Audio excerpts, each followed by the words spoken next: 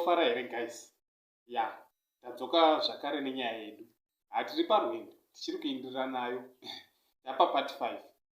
Pane umwe andibvunzawo achiti hanzi inini ataura iye achiti hanzi ini ndaunganidza zvese zvekuvaka zvavapo nemari yekubhadhara mabuilder yavapo zvese. Ndangomirira kuti season yemvura yekunaya kwemvura ipere. Yapera then ndochizotanga kuvaka.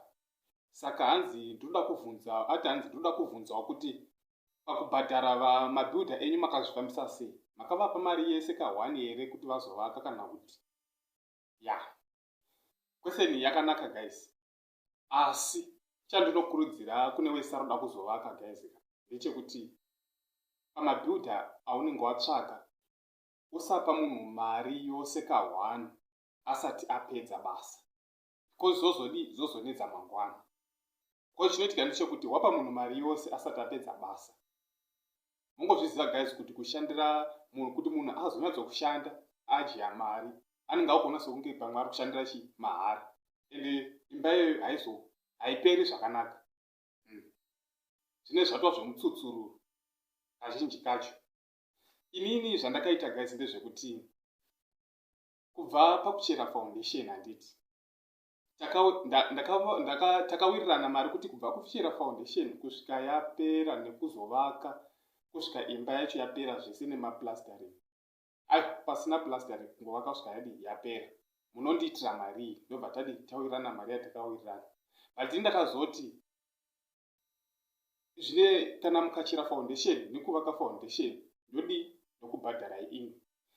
Kuzobva pafoundation kuvaka kusvika pawindow level then ndodi ndokupai ini futi. Mabva pawindow level kuzopedza imba then ndodi ndokupai futi. Ndo zvandakawirirana kuside kwangu, ndo zvandakaona zviri easy than kuti ndopa munhu mari yose asati apedza basa. Zvinozo ndakaona kuti zvogona kuzonetsa. Saka ini ndiri kukurudzira kune wese anoda kuzovaka kuti usapa munhu mari yose ka1 asati apedza basa. Ringava basa ripi zvaro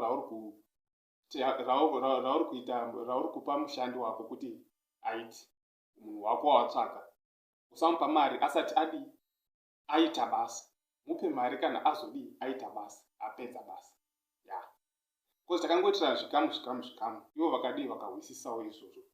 Ende zvinoita kuti munhu ashandewo nesimba. Because kuzoti azoshanda adya mari panonetsa guys. Saka please ndakumbirisawo ndapota usabhadhara munhu kana asati ashanda. Mubhadhare kana azoshanda. Izvo zvekuita chikamu zvinhu zviri ndozvitori beta, ndozvandakaona zvinotoita.